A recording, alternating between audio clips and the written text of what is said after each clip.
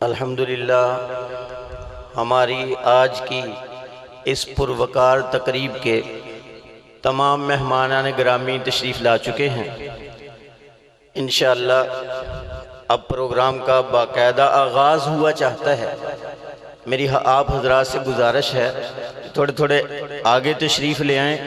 سب سے پہلے میں دعوت دیتا ہوں اپنے آج کے خصوصی مہمان میرے بھائی حضرت مولانا عثمان تقی صاحب سٹیج پہ آپ کے سامنے تشریف فرما ہیں۔ انشاءاللہ سارے پروگرام کو یہ مینج کریں گے۔ میں دعوت دیتا ہوں وہ سٹیج پہ تشریف لیں۔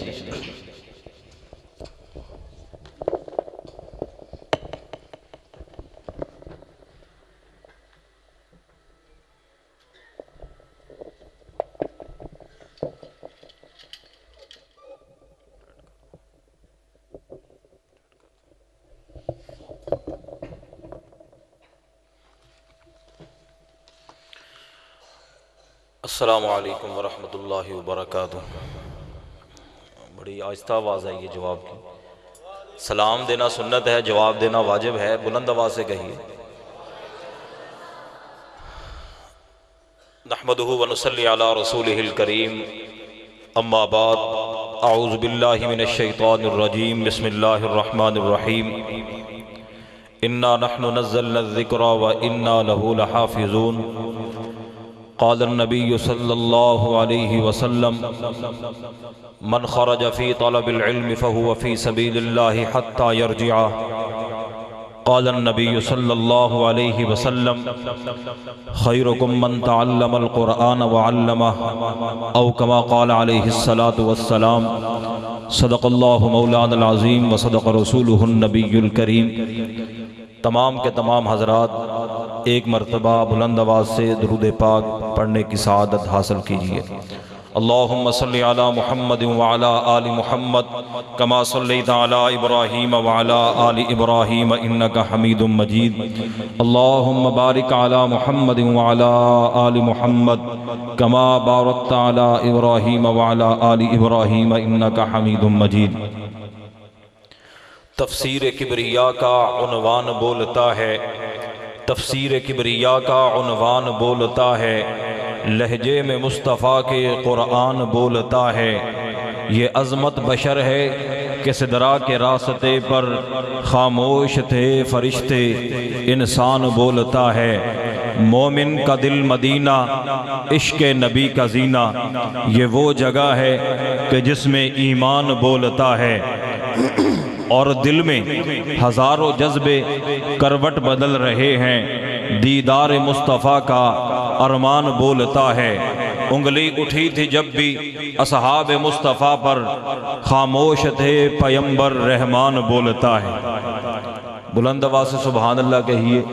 اپنی بیداری کا آپ ثبوت دیں گے تو آپ کو سننے میں مزہ آئے گا، آنے والے معزز مہمانان گرامی کو اپنا اپنا کلام سنانے میں مزہ آئے گا۔ آج کی یہ پروقار عظیم الشان تقریب جو کہ اس مدرسے کی ایک رونق ہے، ہر سال منعقد ہوتی ہے، بچوں کی حفاظ کرام کی دستار بندی بھی ہے۔ حضرت مولانا مبشر صاحب کو میں خراج تحسین پیش کرتا ہوں کہ ان کی کارکردگی کے اوپر انہوں نے ماشاءاللہ اس علاقے میں، اس گاؤں میں بہت زبردست محنت کی ہے، جس کی مثال دور دور تک نہیں ملتی۔ اللہ پاک ان کے علم میں، عمل میں، عمر میں برکت عطا فرمائے، اور آپ سب جو ہے وہ مبارکباد کے مستحق ہیں۔ آپ ان کے دستے بازو بن کر ان کے شانہ بشانہ چلتے ہیں۔ اللہ پاک آپ کی عمر میں برکت عطا فرمائے، نوجوانوں کی جوانیوں میں برکت عطا فرمائے۔ میرے بھائیو، آج کی یہ عظیم الشان پروقار تقریب جو کہ عظمت قرآن کے حوالے سے ہے، آنے والے معزز مہمانان گرامی تمام کے تمام تشریف لا چکے ہیں۔ اپنے اپنے وقت پر آپ حضرات کے سامنے جلوہ گر ہوں گے۔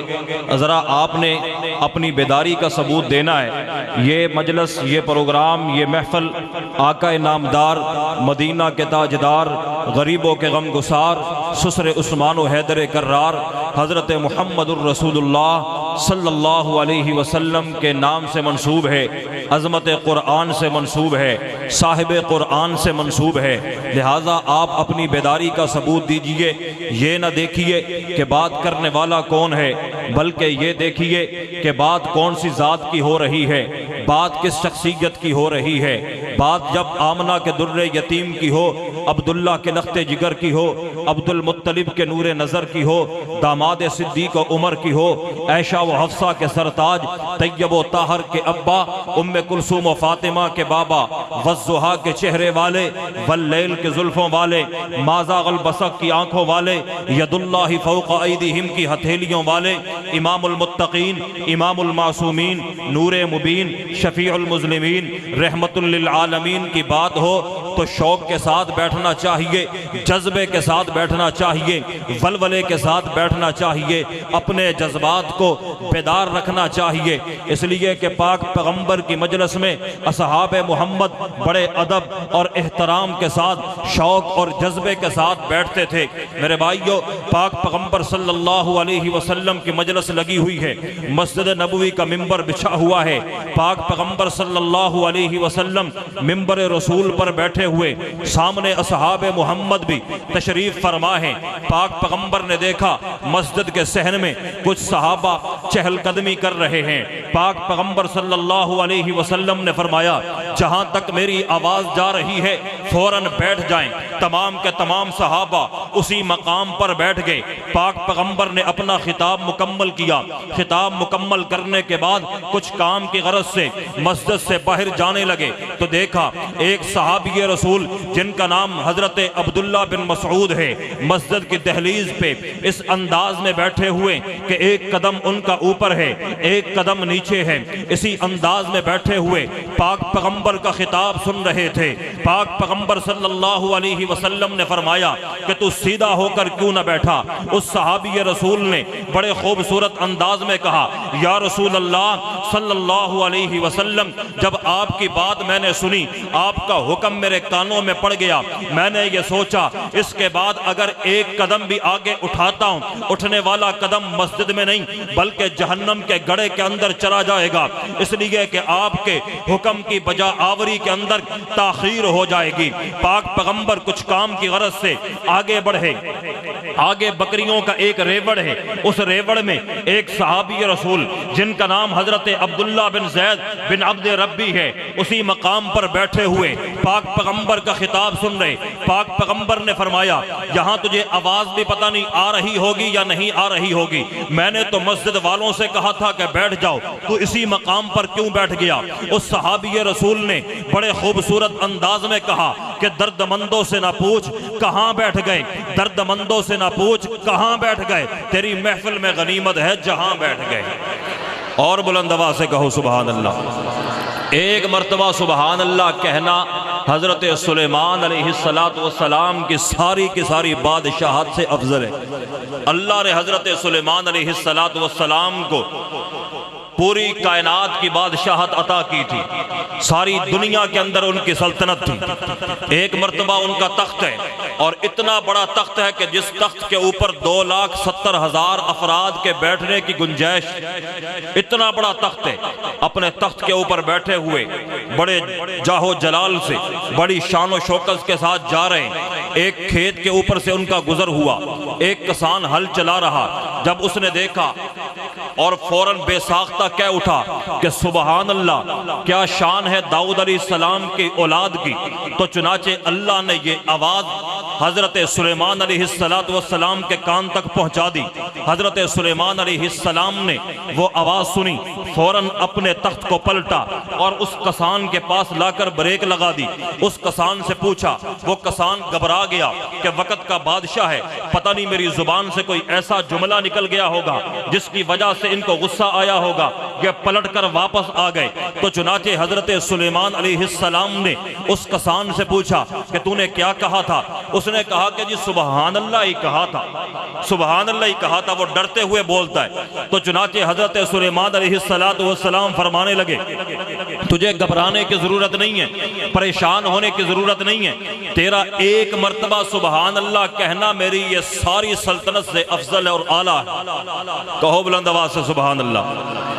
اور آپ نے علماء کرام سے سن رکھا ہے کہ ایک مرتبہ سبحان اللہ کہنے سے جنت میں ایسا درخت لگتا ہے کہ جس کا سایہ اتنا زیادہ ہے، عربی نسل کا گھوڑا اگر 100 سال تک دوڑتا رہے، دوڑ کر وہ تھک جائے گا، 100 سال مکمل ہو جائیں گے، لیکن اس درخت کا سایہ ختم، بلند آواز سے ختم ہوگا؟ جو کہتے نہیں ختم ہوگا بلند آواز سے سبحان اللہ کہیں۔ یہ مدرسے کا عظیم الشان پروگرام ہے۔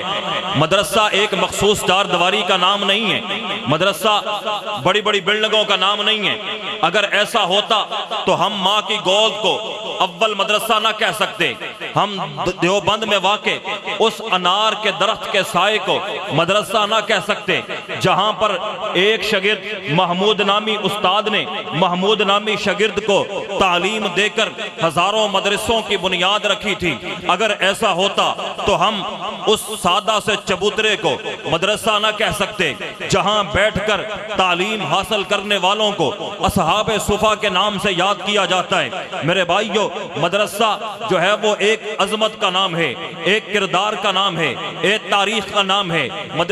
مدرسے کے اندر اعلیٰ اخلاق اور عمدہ کردار سکھایا جاتا ہے، جہاں علم کی شمع اس کے سینے میں روشن کی جاتی ہے، جہاں پر ان طلباء کے سینے کے اندر جو ہے وہ اچھے اخلاق ڈالے جاتے ہیں، عمدہ کردار ڈالا جاتا ہے، اور ان کو زندگی گزارنے کا ڈھنگ اور سلیقہ سکھایا جاتا ہے۔ میرے بھائیو، یہ سارے کے سارے مقاصد اگر ماں کی گود کے اندر حاصل ہو جائیں تو وہ مدرسہ ہے۔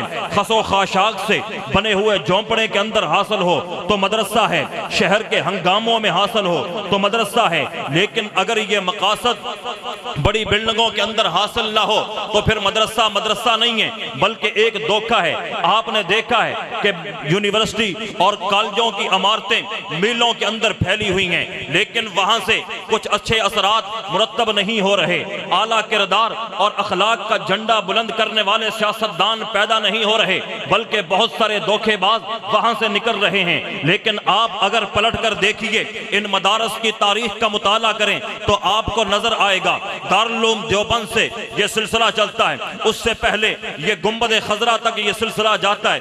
گزشتہ سال میں نے یہ سلسلہ آپ حضرات کے سامنے گنبد خضرا تک سنایا تھا کہ ہم الحمدللہ ہمارا یہ اس گاؤں سے جو سلسلہ چلتا ہے، قرآن کی تعلیم دی جا رہی ہے، حدیث کی تعلیم دی جا رہی ہے، اللہ کے نبی کی پاکیزہ سنتوں کی تعلیم دی جا رہی ہے۔ یہ یہیں سے شروع ہو کر دوسرے ضلع پر جا کر ختم نہیں ہو جاتا، بلکہ یہاں سے یہ سلسلہ چلتا ہے، دارالعلوم دیوبند میں جاتا ہے، وہاں سے یہ چل کر گنبد خضرا تک جاتا ہے۔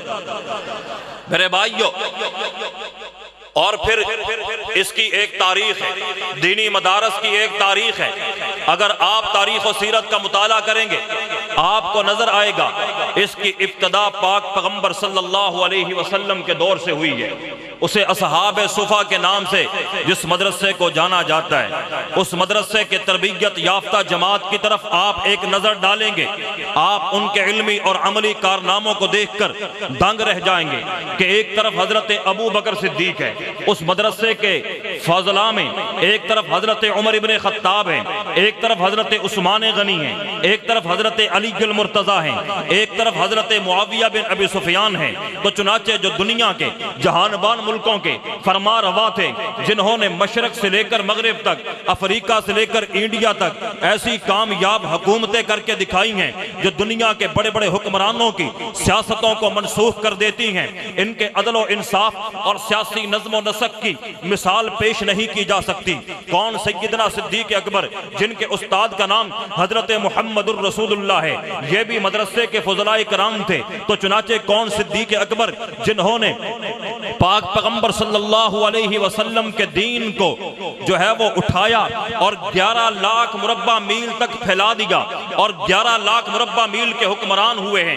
اور پھر حضرت عمر ابن خطاب نے جس وقت دیکھا حضرت ابو بکر نے پاک پیغمبر کے دین کو 9 لاکھ مربع میل سے اٹھایا اور 11 لاکھ مربع میل تک پھیلا دیا، اور پھر حضرت عمر نے اس دین کو اٹھایا اور بڑھایا۔ ان کے دور میں دین پھولا ہے، پھلا ہے، 4 دانگ عالم کے اندر پھیلا ہے، 22 لاکھ مربع میل پر اسلام کا پرچم بلند کر دیا۔ مرد جلال، ایک شاعر بڑے خوبصورت انداز میں کیا کہتا ہے کہ مرد جلال مرد ہنر بیجنا پڑا، اونچے بدن پہ اونچا ہی سر بیجنا پڑا، سب سے بڑے نبی کی حفاظت کے واسطے فولاد سے بھی سخت بشر بیجنا پڑا۔ بڑھنے لگا جو زور جہالت کی فوج کا، بڑھنے لگا جو زور جہالت کی فوج کا، کائنات کے رب کو عمر بیجنا پڑا۔ جس کے بارے میں شاعر کہتا ہے متاع عام نہیں ہے خسرفی و درویشی، کب ایک شخص میں ہوتے ہیں 2 ہنر پیدا، جلال کا پیکڑ بنا قبا کا ہر پیبند، عمر کے بعد ہوا ہے کہاں عمر پیدا، عرفہ عمر اعلیٰ عمر برتر عمر بالا عمر، ایمان میں ایقان میں احسان میں یکتا عمر، ماں بعد ختم المرسلین کوئی نبی اٹھنا نہیں، یہ سلسلہ چلتا تو ایک نبی ہوتا عمر، آقا میرے صدیق بھی آقا میرے فاروق بھی، ایک طرف مولا علی ایک طرف مولا عمر۔ تو چنانچہ یہ حضرت عمر ابن خطاب کے دور کے اندر یہ اسلام 22 لاکھ مربع میل تک پھیل گیا۔ تو چنانچہ اس کے بعد حضرت عثمان ذوالنورین آتے ہیں جو بھی اس درسگاہ کی تربیت یافتہ ہیں، اصحاب صفا میں جن کا شمار ہوتا ہے، انہوں نے اس اسلام کو مزید ترقی دی ہے، 44 لاکھ مربع میل پر اسلام کا پرچم بلند کر دیا۔ تو چنانچہ حضرت علی المرتضیٰ کے دور میں بھی یہ سلسلہ جاری رہا۔ حضرت معاویہ بن ابی سفیان وہ بھی اس درسگاہ کی تربیت یافتہ میں جماعت میں سے ایک شخص ہیں جنہوں نے پاک پیغمبر کے دین کو 44 لاکھ مربع میل سے اٹھایا اور 65 لاکھ مربع میل تک پھیلا دیا۔ تو چنانچہ دوسری صف کے اندر آپ دیکھیں گے آپ کو انہی درسگاہ کی تربیت یافتہ جماعت کے دوسری صف ان مجاہدین جرنیل اور سپاہ سالاروں کی نظر آئے گی جن میں حضرت خالد بن ولید، حضرت سعد بن ابی وقاص، حضرت ابو عبیدہ ابن جرہ، حضرت عمر بن عاص جیسے 20 سپاہ سالار اور فاتحین ہیں جنہوں نے چند ہی سالوں میں شرق و غرب کی ظالم سلطنتوں کے تختے الٹ دیے اور اپنی فتوحات اور جنگی صلاحیتوں کی داغ بٹھا دی۔ سعد رضی اللہ تعالی عنہ نے عراق و ایران کا تاج شہنشاہی اتار کر اسلام کے قدموں میں ڈال دیا ہے۔ ابو عبیدہ اور خالد رضی اللہ تعالی عنہ نے رومیوں کو شام سے نکال کر زمین کی مقدس امانت مسلمانوں کے سپرد کر دی۔ کون؟ ابو عبیدہ ابن جرہ، جس نے پاک پیغمبر کے دور میں یرموک کی جنگ میں 2 لاکھ رومیوں کو شکست دی تھی۔ وہ بھی اہل کتاب تھے۔ وہ جنگ جس وقت شروع ہوئی وہ ربیع الثانی کے اندر شروع ہوئی تھی۔ میں قربان جاؤں حضرت ابو عبیدہ کے غلام حماس کے وہ شہزادے ابو عبیدہ کے اوپر جس نے بھی اس جنگ کا آغاز کیا، ربیع الثانی کے اندر آغاز کیا، اس حضرت ابو عبیدہ ابن جرہ نے کیسر و کسریٰ کے پرچے اڑا دیے تھے۔ آج اس اسلام کے شیر ابو عبیدہ نے جو ہے وہ کفر کو ناکو چنے چبوا دیے اور اسرائیل کو دم دبا کر بھاگنے کے اوپر مجبور کر دیا ہے۔ وہ بھی مدارس کی تربیت یافتہ جماعت تھی اور یہ بھی مدرسے کا تربیت یافتہ ایک شخص ہے۔ میرے بھائیو، آج دنیا کفر پینٹ پتلون پہننے والوں سے نہیں جو ہے وہ ڈرتا، ان سے نہیں جھجکتا، بلکہ ان بچوں سے ڈرتا ہے، ان ٹوپی پہننے والوں سے ڈرتا ہے، ان پگڑی پہننے والوں سے ڈرتا ہے، ان کے سانس خشک ہو جاتے ہیں۔ میرے بھائیو، حضرت عمر ابن خطاب نے آج سے 1400 سال پہلے 22 لاکھ مربع میل پر اسلام کا پرچم بلند کیا تھا۔ آج 1400 سال کے بعد عمر ابن خطاب کے غلام حضرت ملا محمد عمر کے جانشینوں نے 44 ملکوں کی طاقت کو پاش پاش کر کے رکھ دیا ہے اور اسلام کا پرچم افغانستان کے سرزمین پر لہرا دیا ہے۔ اس وادی گل کا ہر ذرہ خورشید جہاں کہلایا ہے، جو رند یہاں سے اٹھا ہے وہ پیر مغاں کہلایا ہے۔ اس بزم جنوں کے دیوانے ہر راہ سے پہنچے یزداں تک، ہے عام ہمارے افسانے دیوار چمن سے زندہ تک۔ 100 بار سنوارا ہے ہم نے اس ملک کے گیسوئے برہم کو، یہ اہل جنوب بتلائیں گے کیا ہم نے دیا ہے عالم کو۔ میرے بھائیو، یہ ہماری تاریخ ہے۔